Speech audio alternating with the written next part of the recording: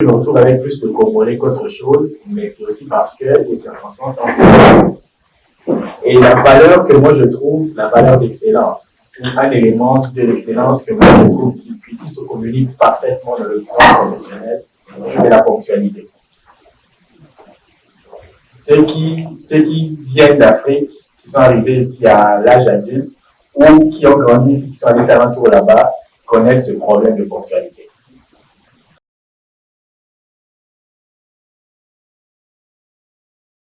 Déjà, si je dois intervenir rapidement, ça dépend de comment on veut le partager. Okay, je vais prendre des exemples parce que à l'université, on voyait les Maliens d'un côté, les Congolais là-bas, les Guinéens de l'autre côté. Et à peine on pouvait partager une activité, c'était le sport, c'était le football. Et après ça, chacun rentre chez lui. Donc déjà, il faut savoir si on se retrouve dans des cadres où on est appelé à partager ces valeurs-là. Exact. Donc, il faudrait déjà savoir si on partage, comment on le partage. Si les jeunes sont déjà entre eux, selon leur provenance, leurs origines, c'est très, très difficile. Et pour mon cas, personnellement, je suis à Gatineau, au Québec, Ottawa. C'est vraiment à peine sous le lien professionnel que je mes filles. Donc, je travaille avec un tel qui est originaire de telle place. J'essaie un peu d'aller puiser son expérience, ses connaissances, et je me limite à ça. Je connais pas d'autres jeunes qui sont dans son entourage parce que j'ai plus un rapport direct avec cette personne-là et c'est ça ma limite. Tu l'as mentionné à un moment donné. Il n'est pas rare, il n'est pas du tout rare que la recherche de l'excellence puisse parfois être accompagnée de déceptions, des incompréhensions, voire même d'humiliation de la part des autres. Je pense qu'il y a d'autres confrères qui l'ont dit tout à l'heure parce que les autres n'arrivent pas à percevoir ta vision. Quels ont été, ou quels sont encore, si c'est le cas, les principaux obstacles, non seulement à ta réalisation personnelle, en parlant de tout ça, mais aussi dans l'écriture de ton livre? Je le dis, obstacle surmonté ou obstacle avec échec. En Inde, comme je disais, j'ai eu 2 refus. Première, comme j'ai fait la première demande, je prends un refus. Il y avait quelqu'un qui m'aidait à faire mes demandes, en fait. Deuxième fois, je viens, il me dit, Freddy, qu'est-ce que tu vas faire? Je dis, j'applique encore. J'applique. J'ai eu un deuxième refus. Lui, il était découragé. Moi, je me suis dit, écoute, je vais encore appliquer. J'ai appliqué, c'est la 3e fois que j'ai eu mon visa pour venir au Canada. Les autres obstacles à l'université, c'était relations publiques.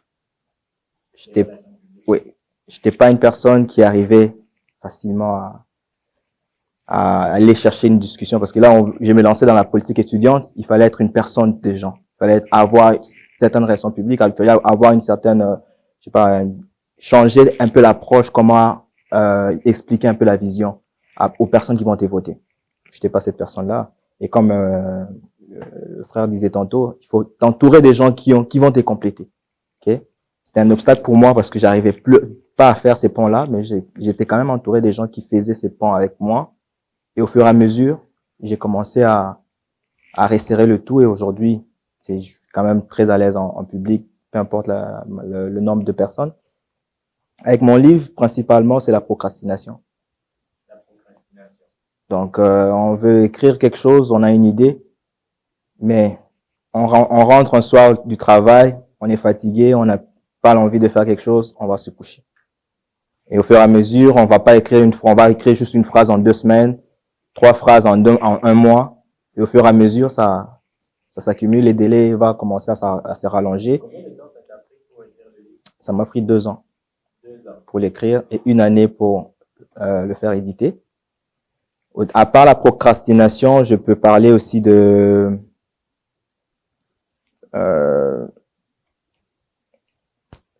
c'était pas un obstacle ou une limite, mais je dirais c'est une première œuvre, ok. J'ai lu beaucoup de livres, au moins à chaque semaine, ou en tout cas je me donne toujours un objectif au mois, mais c'était avoir ces idées-là, le mettre sur papier, garder une cohérence, garder un fil d'idées. Au début, c'était juste pas possible.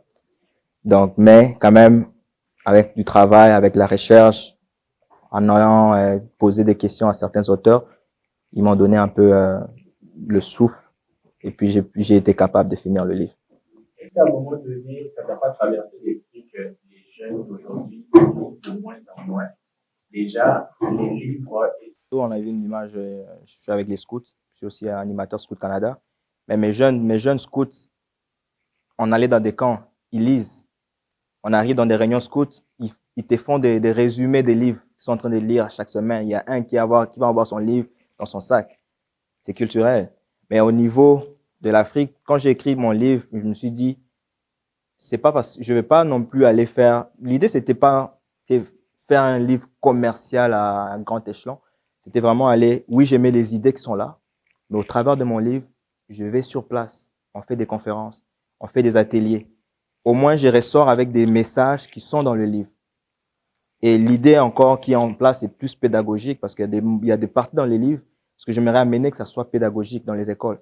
Parce que le prof prend des idées, encore des gros thèmes du livre, les donne comme des travaux aux élèves.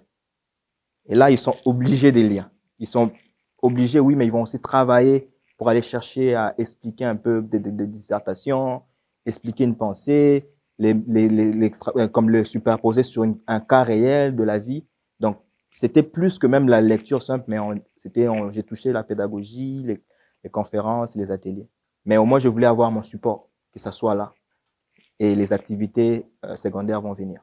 C'est ça qui s'en vient, en fait. Olivier, tout à l'heure, là, il y avait une diapo avec 2 photos. Est-ce que tu peux nous en parler? Ça, c'est à Fredericton, sommet Youth Action Summit, le sommet de jeunes en action à Fredericton. Il y a un incubateur des entrepreneurs sociaux à Fredericton, Pondish Pandey. J'étais ambassadeur de la province du Nouveau-Brunswick. Et ça, c'était le sommet où il y avait invité tous les jeunes entrepreneurs de la province pour discuter, pour échanger sur certains sujets. Et là, plus principalement, j'exposais sur l'idée de EIA. Je disais que non, voilà, ça, je pense même que c'est l'année où est-ce que EIA a commencé, c'est 2015. J'expliquais un peu, voilà, l'idée que j'ai en place pour Kinshasa. Oui, ça va venir, ça va se suivre pour le côté Canada, mais à long terme, Youth Action, mon projet EIA, c'est pour devenir un institut d'entrepreneuriat social en Afrique, au Congo. Donc, c'est ça même l'idée que je suis en train de mettre sur place.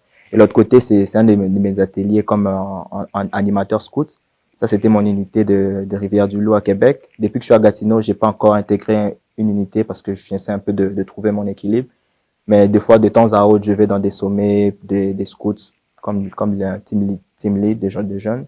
Donc, j'essaie un peu, comme je les apprends, les débrouillardismes, comment surmonter les épreuves et tout. Donc, c'est un peu les activités qui sont là. Okay. En tant que jeune, c'est quoi le plaisir que tu tires à...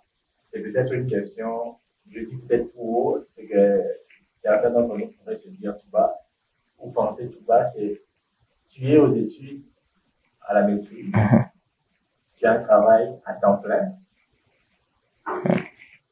scout, écrivain,